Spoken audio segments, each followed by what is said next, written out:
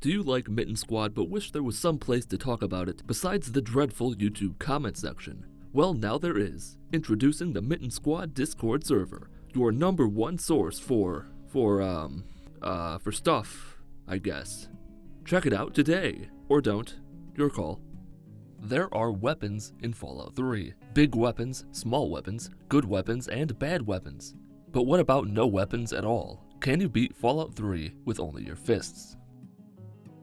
Coming up with names that aren't horrendously stupid is getting harder and harder. I was gonna name myself Fisto, but I decided to play as a woman for an added challenge, because it's been proven by medical science that women do not have hands. So I went with Fistonia, and let me tell you, Fistonia is very not...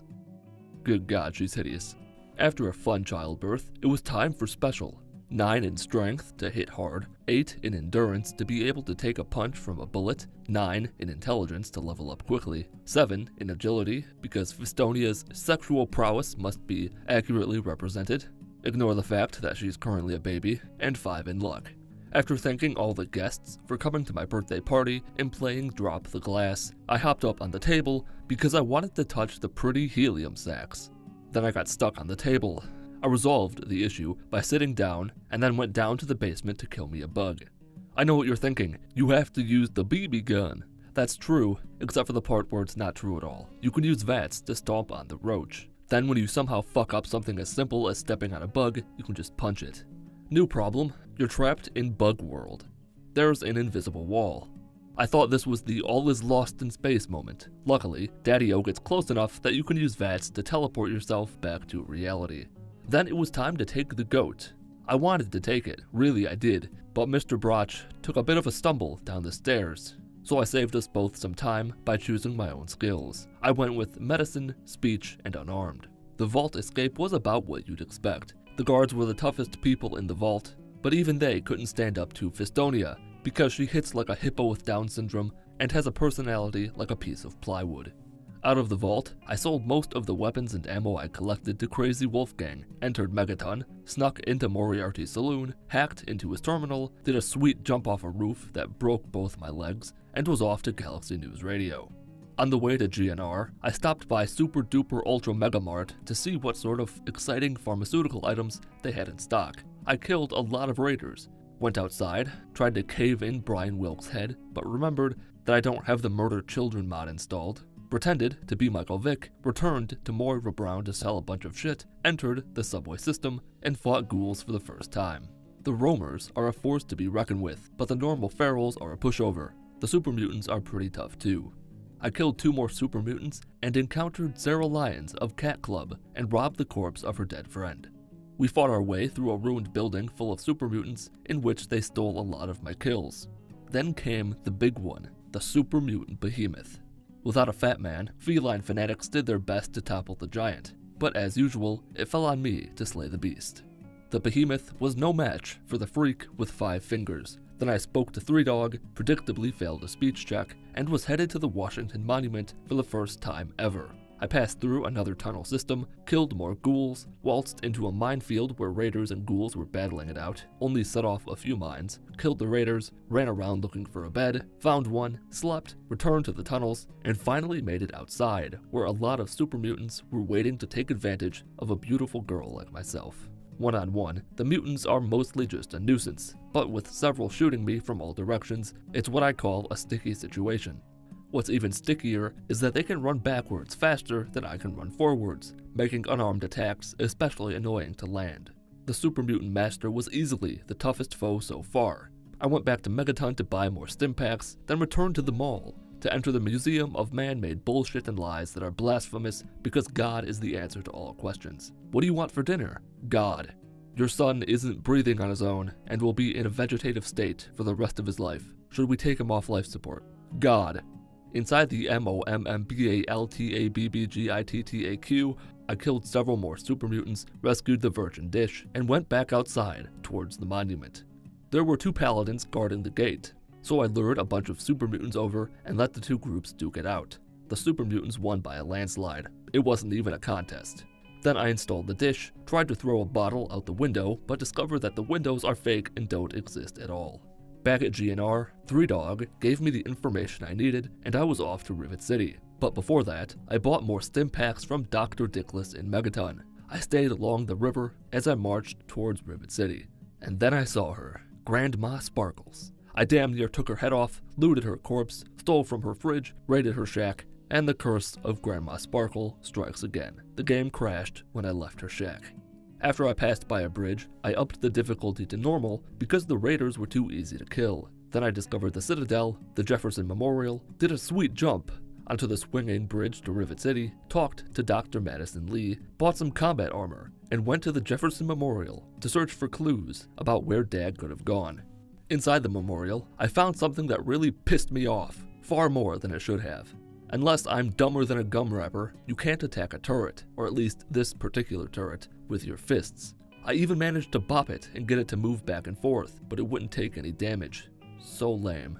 Once I listened to the holotape left by Dad, I left the memorial, realized that Jesus might have been a super mutant, and continued power walking towards Smith Casey's garage. Not much happened on the way out there, aside from killing Lucky Harith and his cow. I entered Vault 112, and by this point, Tranquility Lane is a bore. The patriotic heroes arrived to save the day.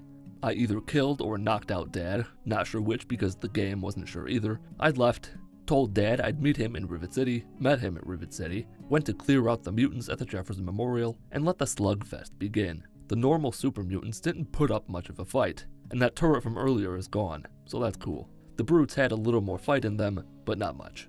After it was safe, I informed the nerds, they entered the building, and I was sent down to the basement, where I belong. Fuses and other stuff, nobody cares. I did briefly experiment with maneuvering around an area without turning the camera, because people have been suggesting that for a while. The Enclave arrived, and I absolutely did not glitch through a fence to kill the first soldier I saw. They were surprising, actually, not very difficult at all. Dad went to the big purifier in the sky, and it was up to me to escort Dr. Lee and her band of idiots to safety. The first large group of Enclave I found in the tunnels managed to kill me. I killed a lot of them, but there were 2 left, out of reach. I did some expert level jumps and got to the top of this metal barrel thing. Then I jumped up onto the platform and sent the soldiers flying over the edge.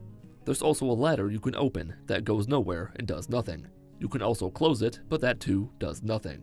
While I was playing with the ladder, Dr. Lee somehow managed to follow me up there. I hit her, and she did this. Maybe it's just me, but I find that creepy for some reason.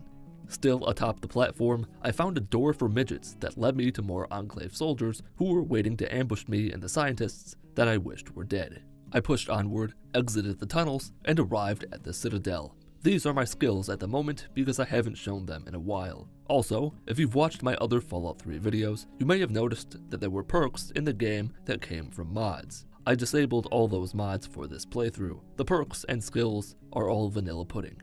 In the Citadel, I got an earful from King Baldy about my deadbeat father, figured out which vault had a Gek, was a righteous cunt to Scribe Jameson, got the location of Vault 87, and went to buy some supplies from Knight Captain Durga.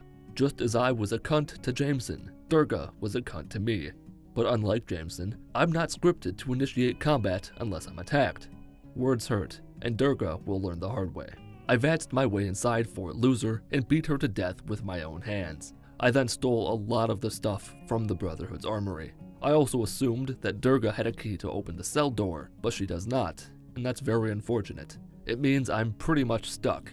This is what we in the business like to call fucking up big time, or soft lock. So, I'm stuck in the cell.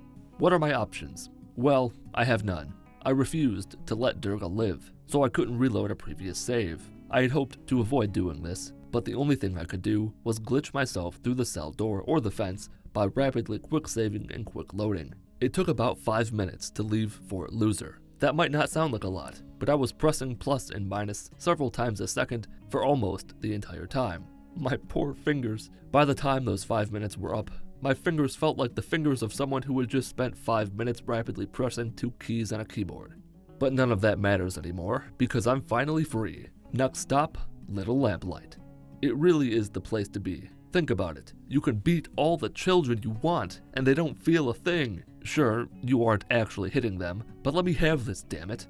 On the way to Little Lamplight, I got into a lengthy encounter with a group of Enclave soldiers. Once again, the multiple enemies attacking at once proved to be annoying, but it was all worth it because this was so satisfying. Some minutes later, I ran into a wanderer who got fucked up by giant flies before running off. See, I always knew Mel Gibson was a pussy. When I arrived at Little Lamplight, McDanley's wouldn't let me in. I could have glitched through the wall or spent 30 minutes reloading saves until I passed the speech check, but I really didn't feel like doing that. Instead, I chose to go rescue his friends from the slavers who'd taken them.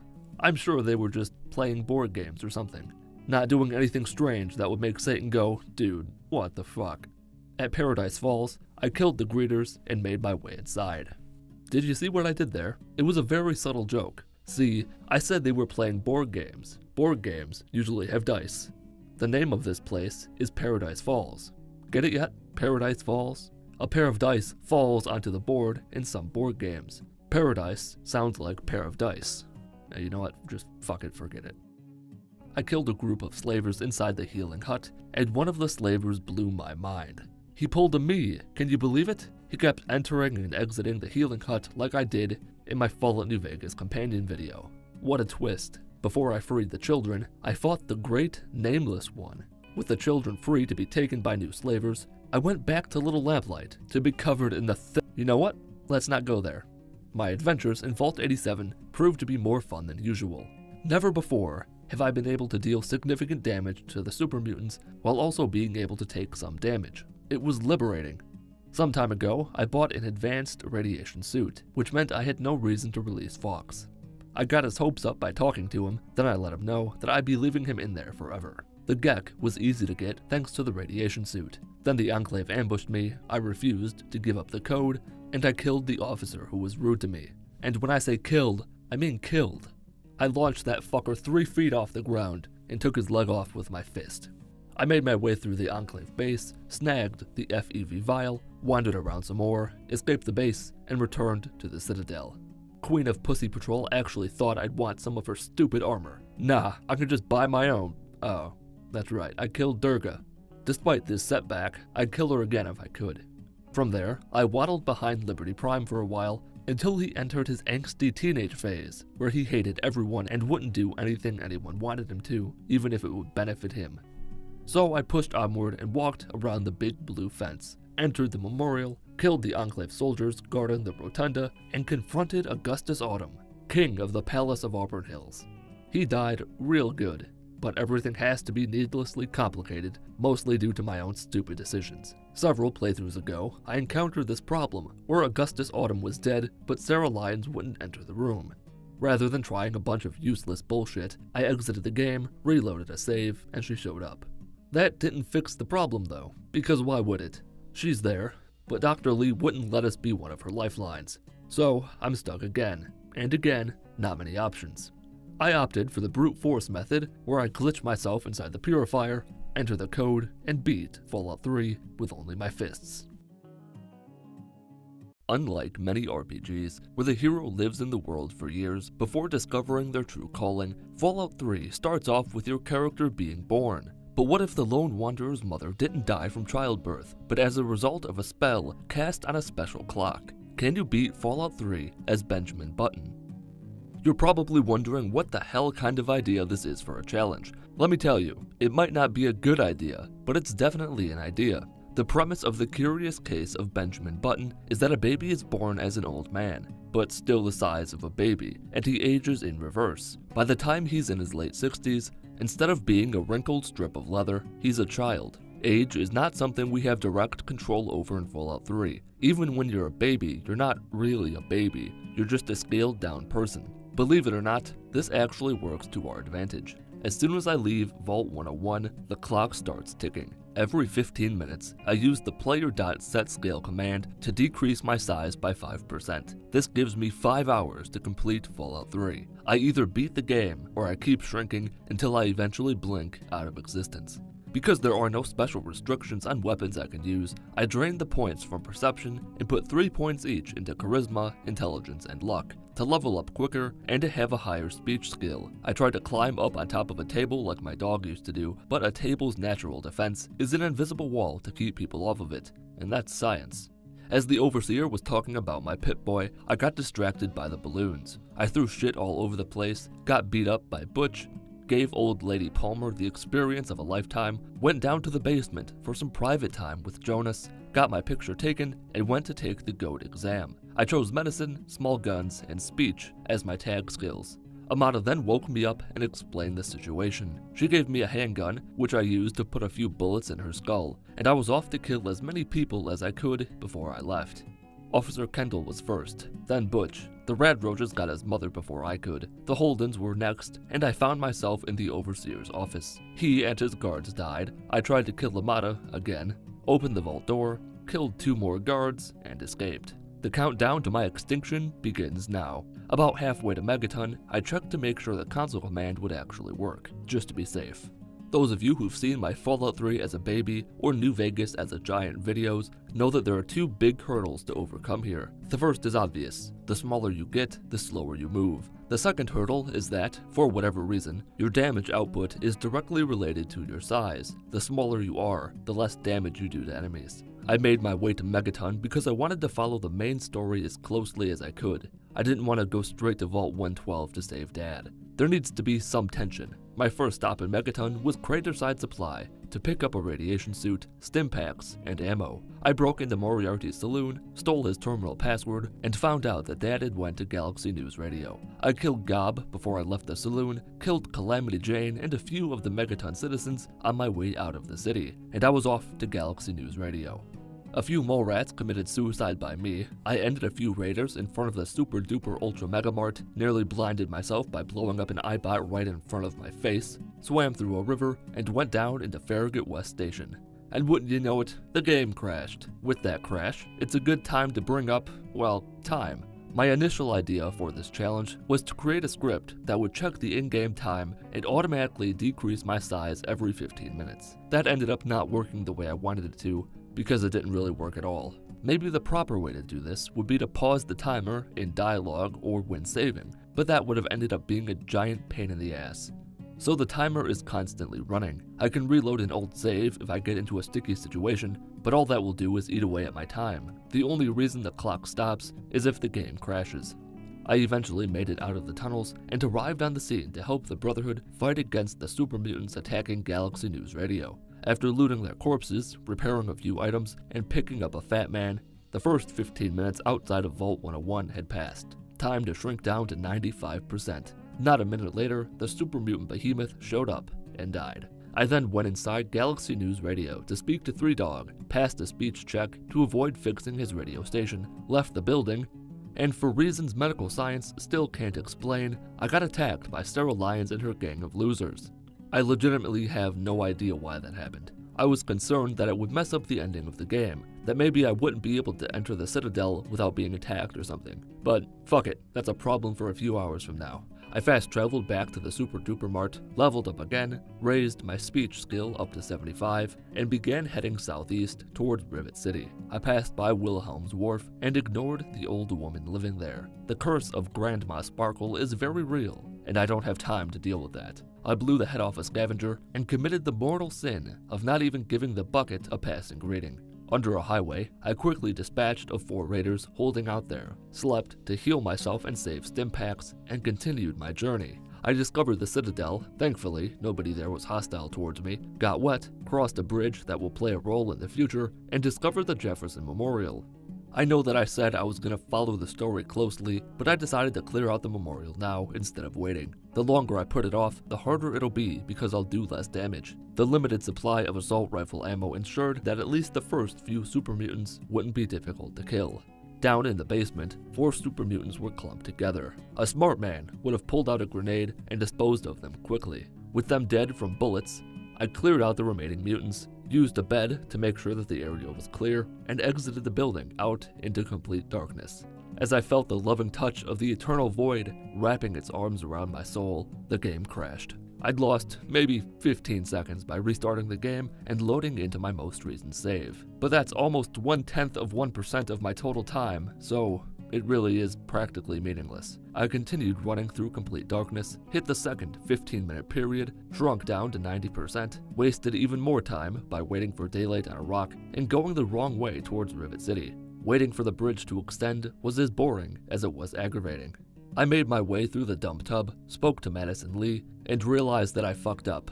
I could have saved myself a trip if I'd snagged the holotapes in Project Purity. How unfortunate. After getting lost in Rivet City, I went back to the Jefferson Memorial, listened to holotape number 10, and knew where I was going next. I fast-traveled back to Vault 101, hopped over a few rocks, and began the march towards Smith Casey's garage. Time is of the essence. Every enemy encounter wastes time. The game crashed again after I ran past a Mr. Gutsy. I killed 2 mole rats, then a 3rd one, and a rat scorpion. You know how I literally just said time is of the essence? Well, some opportunities are too good to pass up. There were 4 innocent people hanging out under a rock, just asking to be killed. I happily obliged, looted their bodies, shot at a bug, got into a bit of a scuffle with the raiders at Evergreen Mills, left after killing a few of them, and with Smith Casey's garage in sight, the time had come to set my scale to 85%. The mole rats tried to distract me from my mission. I waited for what felt like an eternity for the vault door to open, put on the jumpsuit, and hopped inside the Tranquility Lounger. You already know what I did in Tranquility Lane. With time being the valuable resource it is, the only option was to call upon the Chinese to save Dr. Braun from himself. Doc got in my way. I exited the simulation, checked to make sure that my size was still at 85%, and agreed to meet Dad back at Rivet City. Me running behind my daddy really shows how big of a hit I've taken to my movement speed. I fast-traveled back to Rivet City, found myself neck-deep in complete darkness for the 2nd time, navigated my way into the ship, opened the door to the science lab, and the game crashed. Again. Dr. Lee and Dad spoke for a bit. I saw how small I'd become, went back to the Jefferson Memorial, only to find that by the time I got there, the science nerds had already entered the building. I was tasked with going down into the already cleared out basement to press buttons and shit. I wasted time by going in a circle, flipped the switch in the basement, went back upstairs for the fuses. Dad called me a cloud. I installed the fuses, turned on the computer, and the time had come to go down to 80%. I was now the perfect size to play in the sewer. Then the Enclave ruined my party by arriving at the Jefferson Memorial. And hey, the game crashed again. I tried to jump my way over to the small space outside the fence, but it didn't work. An Enclave soldier greeted me at the stairs and was promptly dispatched. I watched as people a full head and shoulders taller than me discussed various things that ended with my father not even having the guts to look me in the eye as he died. Pussy. I guided Madison Lee and the other worthless NPCs down into the tunnels, got the rare opportunity to fire a fat man not only indoors, but underground as well. Of course, it's difficult to get the fat man out of your ass when soldiers are constantly shooting at you. As we approached the safe zone, Madison informed me of Garza's heart condition, and I informed her that Garza is a pussy and deserves to die.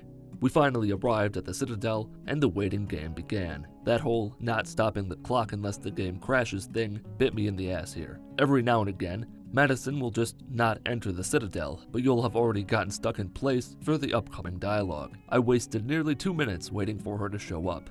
Then I had to actually sit through her conversation with Elder Lyons, which wasted more time. All that waiting drained the clock, and I'm now at 75%. My movement speed is now noticeably slower. I spoke to Rothschild, took the shortcut to the aid ring, quickly got information about Vault 87 from a terminal, got the location from Rothschild, and was off to Little Lamplight. I'm 25% slower than I was at the beginning of the game. That might not seem like much, but think about it this way. If it takes me 2.5 minutes to walk from Smith Casey's garage to Little Lamplight at the normal speed, it takes 3 minutes 7 seconds when scaled down to 75%.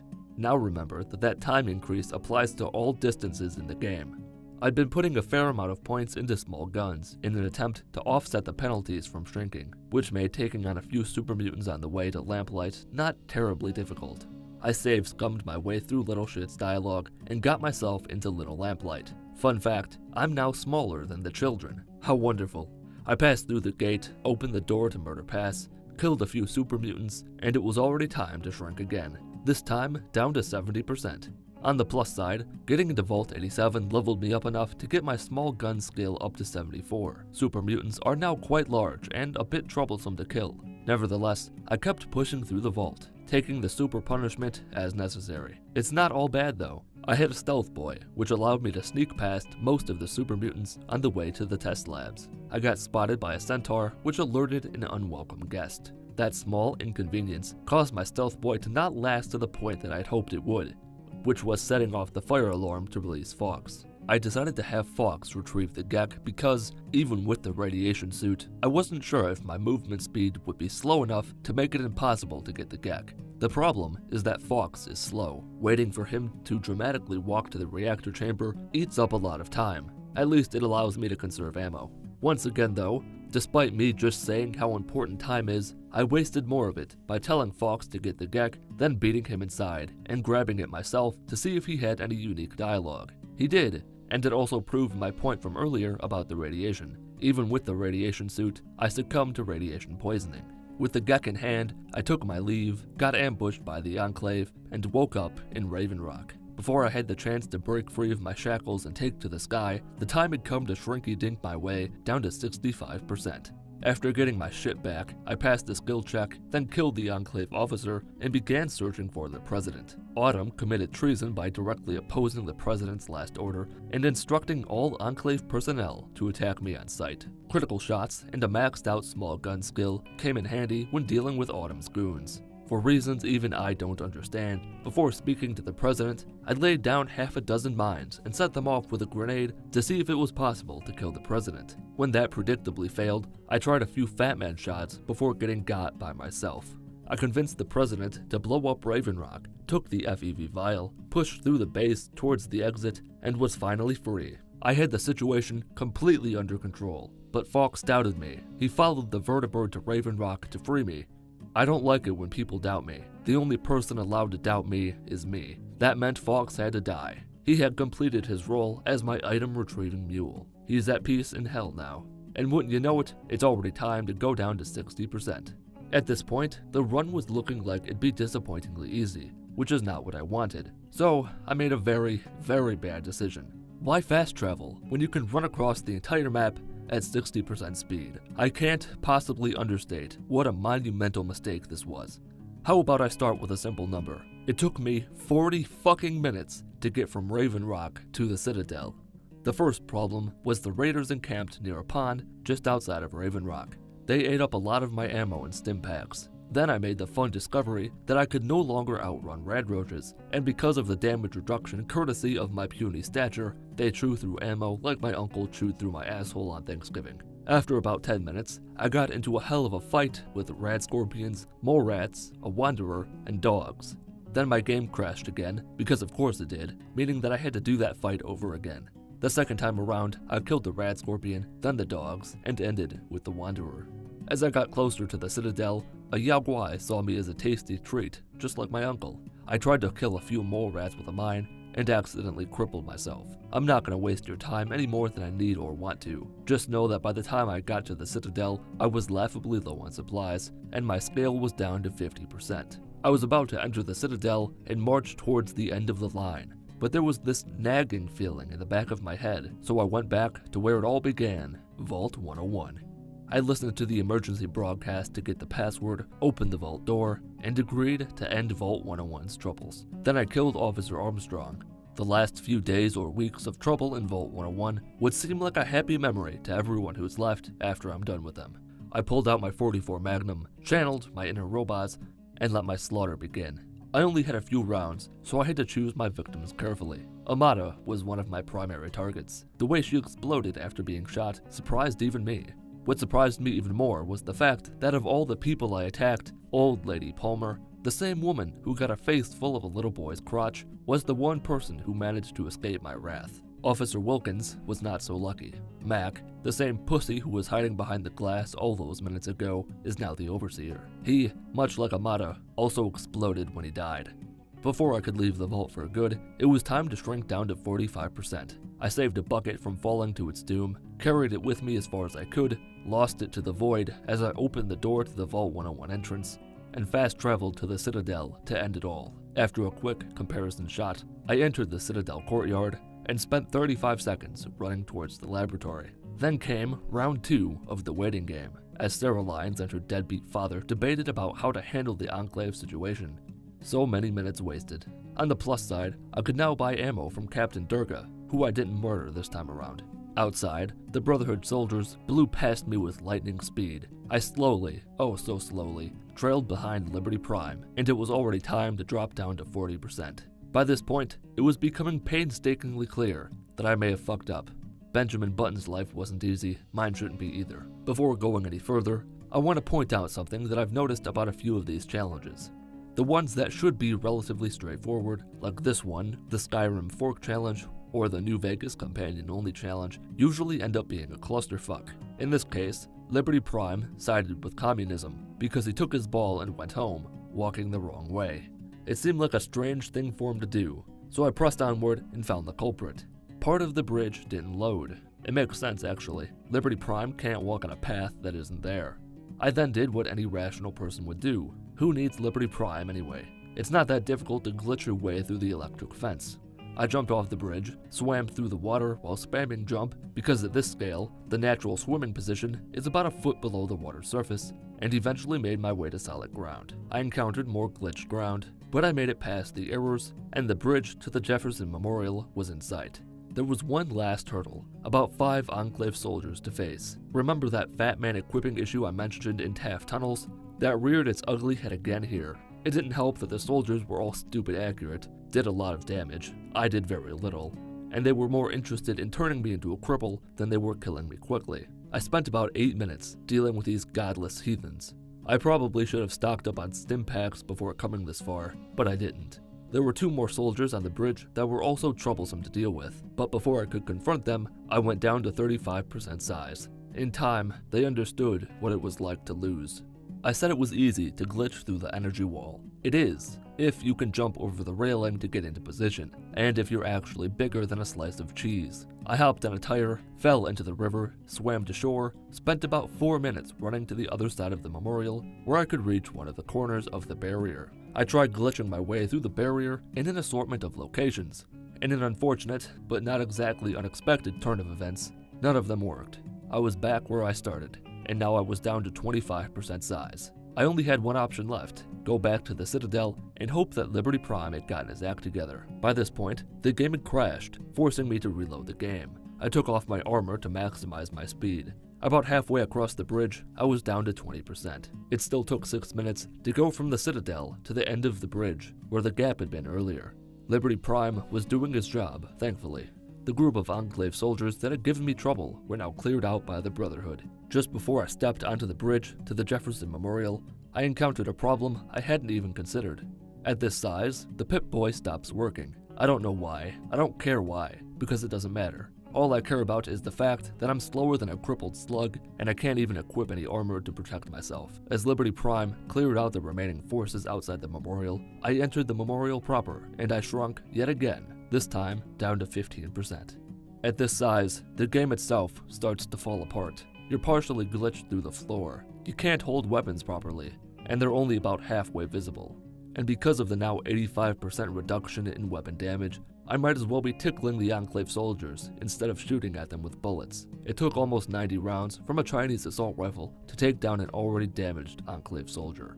The small upside is that because I'm beginning to glitch out of reality itself, the Enclave soldiers can't actually damage me with their laser rifles. The third-person view is also starting to fall apart. I opened the door to the rotunda, was now actually below the floor, eventually passed the skill check to avoid fighting Autumn, and the game crashed. I reloaded the game, talked to Sentinel Alliance, and it crashed again. I was worried that I'd broken the game. Luckily, by using the tried and true tactic of walking backwards, I was able to ascend the thousands of steps up to Project Purity. There was no way in hell I could ever reach any of the buttons inside to activate Project Purity, so I volunteered Sarah Lyons to take one for the team. She died a slow death. I could hardly even see myself, and I beat Fallout 3 as Benjamin Button. I could talk about how this run wasn't difficult until I started making bad decisions. I could talk about how the challenge itself was weird to begin with. But if you've made it this far, you're probably wondering what happens when you set your scale down to 0%. Unfortunately, nothing. The smallest you can get is about 1%. Entering player.setscale0 does nothing either. I think it's a failsafe to keep the universe from collapsing on itself. Most of the weapons in Fallout 3 are designed to do direct damage to an enemy.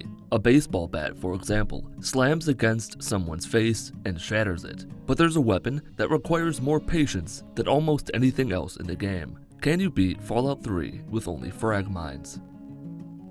Frag mines, like all other explosive weapons, get their potency from the explosive skill, which is determined by your perception, but also luck, which affects the starting level of all skills. Those two are pretty much all that matter. Endurance is good to have, so you can take some damage. Intelligence helps medicine and getting more skill points when leveling up. And agility is useful for sneaking. At some point, between my 1st and 9th birthday, I somehow managed to escape Vault 101 and make my way to Vault 69. The vault that's 999 women and 1 man. The usual birthday stuff happened, though the number of women with mustaches was a bit off-putting. Down in the basement, I encounter the first and biggest problem of this run. The rad roach. There are only 2 ways to proceed beyond this point. The roach dies, or we clip through the wall and play the game as a child, which, as I became far too familiar with in my Fallout 3 without attacking anything run, presents a set of its own horrible problems.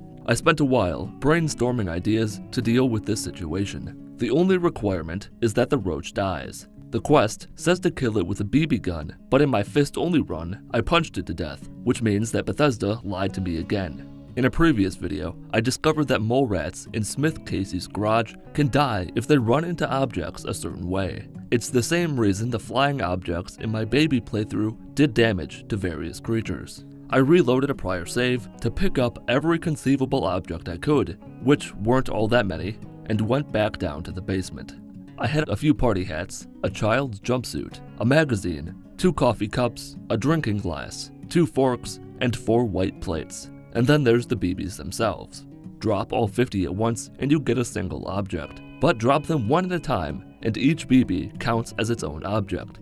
Though they're not actually BBs, they're these little tray things that hold BBs. You get 50 when you get the BB gun. If, for some reason, you manage to miss all 50 shots, Dad can give you 30 more. You don't have to waste them though. Just drop the initial 50 on the ground, tell Dad you need more, enter up to 80 BBs. This process can be repeated as many times as you'd like. Because I'm a psychopath and I hate myself, I kept going until I had 1,000 BBs. There's a roughly 6% chance to miss the roach when you use VATS to attack it with your fists, which is how you get over the barrier. Then there's the actual dropping part, which is just about the worst thing you could possibly imagine. Not only is death a preferable alternative to communism, it's also a preferable alternative to this. After several thousand years, I had dropped about 1,000 BBs on the ground.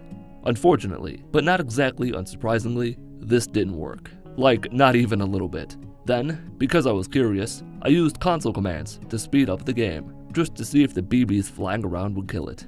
Not only did they not kill the roach, they blinked out of existence like a Benjamin Button. What this means is that there was no convenient way to get past the roach, which is why I used my executive privilege to make an executive decision. As several people have pointed out over the last few months, any Can You Beat Fallout 3 or New Vegas with only this one bad weapon video is essentially pointless, because if you can beat the game without attacking anything in the first place, of course you can beat it with one particular weapon. As I'm sure many of you have figured out, these are less about whether or not it can be done, and more about how difficult it is. Failing a challenge has never stopped me from finishing a playthrough of a game. BioShock Infinite is the most recent example of that. The answer to the video title's question is yes, you obviously can. You need to escape the vault as a baby and then only use frag mines from there. I'm not doing that. The roach will die, but not from a frag mine. If my decision bothers you, feel free to dislike the video, unsubscribe if you were ever subscribed in the first place, leave a mean comment, or whatever else you feel like doing. Now that the longest 10-year-old birthday party of all time is over, I picked explosives, sneak, and medicine as my tag skills. Amada woke me up. I told Bitch I'd save his mother and then left her to die, ignored all the vault security and rad roaches, escaped the vault, and was off to Megaton to sell what I could to Crater Side Supply and pick up as many frag mines as they had. Because I said as many frag mines as they had, you might be thinking that they'd have more than none, but they didn't. Luckily, Moira is quite the eavesdropper and gave me a hint at where all the frag mines in the world could be found. Eat your heart out, Disneyland, I'm off to the minefield. I avoided danger on the way out there because I had no means of defending myself. I picked up a few mines, used one to finally wipe Arkansas off the map, and went about my business, finding as many mines as I could. The Fallout Wiki says there are about 67 frag mines scattered throughout the minefield. I find that hard to believe because I only found about 30, Then again, I stopped looking after I found 30 because I figured that would be enough to last me a while. But let's not get bogged down by semantics. I returned to Megaton to give Moira a frag mine for her book, waited several weeks for her to restock her supply, got no additional frag mines from that waste of time, then broke into Colin Moriarty's saloon, his cabinet, and his computer to find out where my dad had gone. Having the rather explosive personality that I do, I obviously let Mr. Burke persuade me into blowing up Megaton. Then I let Lucas Sims know because 1, I thought it'd be funny, and 2, there was nothing he could do about it. With 30 frag mines lodged deeply in various holes, I set sail for Galaxy News Radio. I used more than 3% of my total frag mines to blow up a dog. After entering Farragut West Station, I noticed that things were exceptionally dark. I assumed it was nothing, pressed onward, discovered that the ghouls lacked skin in a different way than they usually did, and the game crashed. The crash was a good thing though. It let me know that it was a game error and not the sentient void trying to lure me back into the eternal darkness. Upon reloading the game, the void seems to have released its stranglehold on this particular subway station, which means I can finally progress deeper into the station, blow up a ghoul with a mine, and emerge at Chevy Chase, where I damaged 2 super mutants, then let the Cat Chat fan club do the heavy lifting while still giving me the experience. I tried it again with the behemoth outside Galaxy News Radio, but it was less effective. Not only did I not waste 24 mines on it, but I found 5 more in the monster's corpse. I failed the speech check with 3 Dog because I'm about as charismatic as the least charismatic person you can think of, and was off to the partially destroyed phallic structure. I used one of my frag mines on some losers in the collapsed tunnel car, but the loss of a mine wasn't worth the 6 to 12 experience I'd gotten in return. I used a few mines at DuPont Circle because there were quite a few scattered around the circle. I also broke my fingers in one of the explosions. You might be thinking, because of the way I talked about frag mines at the beginning of the video, that I'd use them as intended, as traps that I'd place on the ground to lure enemies into. I didn't do that. I found it to be much more effective to run up to someone, toss the mine into their hands, and run away as it blows their face into jelly. By the time everyone in DuPont Circle was dead, I had more frag mines than I started with. The road to the Washington Monument was blocked, so I decided to go back to Super Duper Mart, waste the squatters hoarding the barrels for themselves, and travel to Rivet City to save myself some time down the line. I stuck a special mine in Grandma Sparkle's special pocket, raided her shack, and the curse of Grandma Sparkle rendered me smitten once again. As recompense for her stinking up the capital wasteland with her evil blood magic, I left her body to decompose in the irradiated water of the river. Then I channeled my inner Instagram whore and layered a bunch of mines on her table for a photo op. I killed a few raiders under a bridge, discovered the Citadel, discovered the Jefferson Memorial, and then arrived at Rivet City. Shrapnel of Frack and Shrapnel had a whopping 3 frag mines available for sale. I waited several days to see if his stock would update. It didn't. I accepted a hush job from a visitor from the Commonwealth, got some intel from Madison Lee, got a job from Abraham Washington, checked with Shrapnel one last time, and headed out into the wasteland to clear out the super mutants from the Jefferson Memorial. I've upgraded my explosive skill since I last encountered super mutants, which allows me to kill all but the brutes with a single frag mine. There was a centaur in the rotunda, which was something I don't remember encountering before. Once the building was cleared, I was down to a sickening 13 frag mines. I returned to Megaton, where I was amazed to find that the mayor had forgiven me, or the radiation from the bomb had eaten away at his memories and he didn't remember shooting at me in the first place. Moira only had a single frag mine. I sold all my other weapons to buy a set of combat armor, waited a few more days, bought one more mine, and fast traveled to Vault 101 to begin my journey to the west. I got a slow-mo shot of my patented frag mine throwing technique, was down to 12 frag mines, avoided most everything on the way to Tenpenny Tower, bought a few more frag mines from Lucky Harith, killed 2 Brotherhood outcasts with a single mine, which shocked even me, watched some guy think himself to death, and sent Roy Phillips to hell where he and his kind belong. Fistonia finally has a friend. I went up to the top of the tower to meet Burke and Mr. Tenpenny, where I had the distinct honor of blowing up Megaton. I got my payment, leveled up, bought a frag mine from Chief Technology Officer Mr. Gustavo Zarolo, made a beeline for Smith Casey's garage, entered the garage, put on the jumpsuit, activated the failsafe, ignored Braun because I didn't want to get those hands, talked to Dad, and agreed, for the millionth time, to meet him back at Rivet City. Shrapnel was momentarily overcome by the void, which I took as a sign that I should go outside and try to explode a kid. Unfortunately, I once again forgot to install the Annihilate Children mod. I reloaded a save, because of course I did, ignored the main quest line, and was off to the Museum of Freedom. Preston, get the fuck out of my head. I'm off to the Museum of Technology. Before I even left Rivet City, I made a neato discovery. The frag mines themselves can do damage. Not the explosion, the mine itself landing on someone. Couple that with the increased damage from a sneak attack, and you can kill Carlos with 2 frag mines while avoiding any explosions. Nifty discovery, if I do say so myself. Several meters outside of Rivet City, I got ambushed by the regulators, who were tougher than I would have liked. It was worth it when a mine exploded with such force to send an assault rifle all the way over to Carlos's corpse.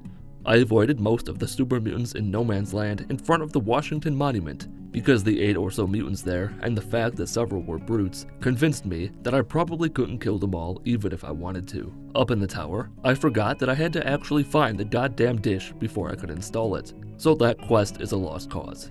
I returned to Rivet City, bought a few more mines, spoke to Dad, got a refresher from Zipper about what I was supposed to do, left a surprise frag mine for Gary to set off as soon as he wakes up, and left to meet up with the scientists at Jefferson Memorial. I had to put all logic aside and clear out a few of the mutants outside before they go inside, and I could help spruce up the place by pressing a button and installing a few fuses. I knew what was coming up, which is why I left one of my mines inside the purifier for Colonel Autumn to set off. The Enclave arrived. My frag mines were now powerful enough to kill an Enclave soldier with a single, close-ranged blast. I cleared out the few soldiers in the gift shop and entered the rotunda. So, couple things happened here. The first is that my mine either didn't go off or it did and nothing happened. The second, and much worse, thing that happened was that I decided it would be brilliant to glitch myself into the purifier. I used the quick save, quick load method to clip through the purifier walls without much issue. Dad keeled over, but was polite enough to finish our conversation before getting back up to his feet and then dying. I didn't see him die because I was suffering from radiation poisoning and didn't think for a second that my Pip-Boy would cease to exist once I glitched myself inside. Just a shitty situation all around. I reloaded a save to when I first got inside the purifier, snagged Pumpkin Spice's jacket because there was no way I was leaving without it, backed up to where the radiation wasn't so bad, and spent 5 minutes spamming quick save and quick load until I was free and could wait for Madison Lee to take her sweet time walking to the escape tunnel. She convinced me to give her 5 stim packs to give to Garza, who got bonked in the head real hard by a barrel and fucking died. The amazing part was that, for once, someone dying a stupid death was not my fault. I got what remained of Madison and her snooty attitude to the Citadel, figured out which vault had a Gek, and spent 10 minutes checking the quartermaster's inventory, then waiting, then checking it again. By the time I left, I was up to 10 frag mines. I then bought a few more from Chief Gustavo in Tenpenny Tower and went back to Rivet City to continue the Replicated Man quest. Remember that mine I left for Gary? Yeah, it exploded shortly after I spoke to Dr. Preston about a robot. Gary must have had friends, because nobody was happy about his death. Well, nobody but me. I escaped via the river, found Pinkerton in the broken portion of Rivet City, and could finish the quest. After the residents of Rivet City had their 76 seconds to grieve, I returned with no bloodshed, informed Zipper that Harkness was the android he was after, and left, knowing that I'd done a good. I fast-traveled to Smith Casey's garage and began heading for Little Lamplight. Next to a radio tower, some rapscallion approached me about some ants burning shit up. My guess was that the ants had finally gotten to Brian Wilkes, and successfully burned and ate him alive while he was screaming for his long-since-dead mommy and daddy to help him. With 14 frag mines to my name, I entered Little Lamplight, and hell descended upon us all. I didn't want to go help the slave kids, and I didn't want to do more wall glitching. So, my only way of getting into Lamplight is a speech check that I have about a 4% chance of passing. Math tells us that a 4% pass rate means that I could theoretically pass it after 25 attempts. It took far more than that. I spent nearly 15 minutes trying to get this little cunt to let me in. This was agony, pure and simple. As I explained back all those years ago when I was cleaning out the Jefferson Memorial, my frag mines are at a point where they can kill a normal super mutant with one blast. But a not insignificant portion of the mutants in and on the way to Vault 87 are tougher than average. I ignored most of them because frag mines aren't the easiest thing to stock up on. I did waste one group of rad roaches as payback for what happened at the beginning of the game. Fox was released from his cage, but I didn't rely on him to get the Gek. I just let him follow me and kill some of the mutants to keep them off my back. I retrieved the Gek, Fox died, I laid down a frag mine that did jack shit, and was captured by the Enclave. Autumn was not only alive, but he had somehow gotten his body wrapped around the interior of a new jacket. I leveled up, picked Here and Now as my perk, and because Explosives has long since been at 100, I put the points into Sneak and Medicine, and picked Demolition Expert as my perk. Now, see, there's an unexpected problem with frag mines that comes from your explosive skill being at 100. It increases the detonation timer as the skill gets higher, which is useful when collecting rogue mines, but is a pain in the ass when in combat because you drop a mine at an enemy's feet, but because your skill increases the detonation timer, it takes forever for it to go off. The other problem is one I faced several times over the last 11 months. Taking damage of any sort can stagger you, preventing you from attacking back, regardless of whether it's a melee attack, a firearm, or a pocketable IED. The small upside is that it kinda looks like the mine is glued to my hand. I got the drop on 2 Enclave soldiers courtesy of a stealth boy, spoke to the president, stuffed the vial deep inside somewhere safe for transport, let the machines fight the men who were pretending to be machines, escaped Raven Rock, and fast traveled back to the Citadel to tell the teacher that Austin punched me in the face at recess. That was the plan anyway. I had to stop at Rivet City first, to make sure I had enough mines, to make sure that his dog is just as dead as mine. The expected over a long explanation from the Brotherhood windbags took place, and I exited the Citadel with my 7 lucky frag mines to take the fight to the Enclave. I fast traveled back to Willem's Wharf because for some reason I thought it'd provide me with a faster route to the Jefferson Memorial. After I made the wonderful discovery that Grandma Sparkle's corpse no longer takes up space in this dimension, I followed Liberty Prime until we arrived at the memorial. I ignored the Enclave soldiers on the way to the Rotunda, and after the game crashed, things actually went my way for once. Several lions followed me inside, I blew up the imposter colonel and his goons, and the end was in sight. I inserted the vial of virus, dropped all my mines outside the door to ensure Sarah's demise. The door sealed, and my trap didn't work. But I found that mine I dropped earlier, so I wouldn't die completely alone. I legitimately forgot what the code was for a second, entered it correctly, succumbed to radiation poisoning, and did not beat Fallout 3 with only frag mines.